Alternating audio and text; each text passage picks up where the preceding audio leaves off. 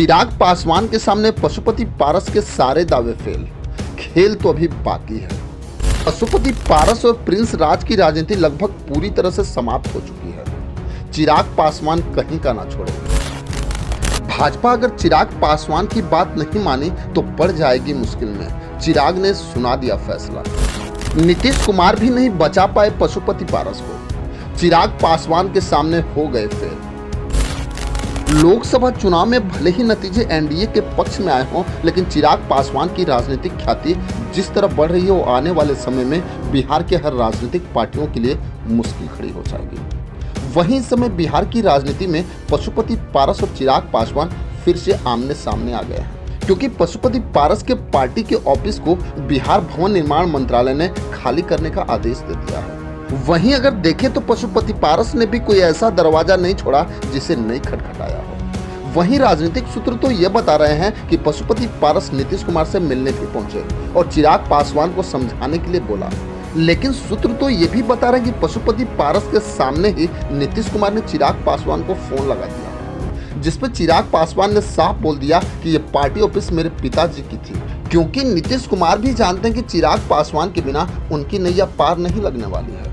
वहीं अगर देखें तो चिराग पासवान जिस तरह ऑफिस लेने के लिए पूरा जोर लगा रहे हैं, उसमें हर हाल में पशुपति पारस को पीछे हटना ही होगा, क्योंकि चिराग पासवान एक इंटरव्यू देते हुए बोला था कि जिस दिन मेरी पार्टी टूटी उसी दिन मैंने अपनी माँ से कसम खाया था कि मैं वो हर चीज लौटा के लाऊंगा जो तुझसे छीन लिया गया है। ढूंढ की भी नहीं है, बस सिर्फ उनको गले लगाकर, वो भी इमोशनल थी, मैं भी था, सिर्फ गले लगाकर उनसे मैंने वादा किया था कि मैं आपसे वादा करता हूँ, प्रॉमिस करता हूँ कि जो कुछ भी खोया है हर वो चीज़ आपको वापस लौटा कर दिया। उस दिन जब ये परिणाम आया तो उन्होंने यही बात मुझे वापस दोहराई कि आज तूने मुझे सब वापस लौटा दिया। वहीं अगर देखें तो पशुपति पारस पे एक कहावत फिट बैठती है कि जैसी करनी वैसी भरनी। आज भले ही पशुपति पारस बेचैन है, लेकिन कभी चिराग पासवान को पहचानने से भी उन्होंने इनकार कर दिया था, क्योंकि पशुपति पारस ने खुद बोला था कि चिराग पासवान कौन है हमें नहीं पता।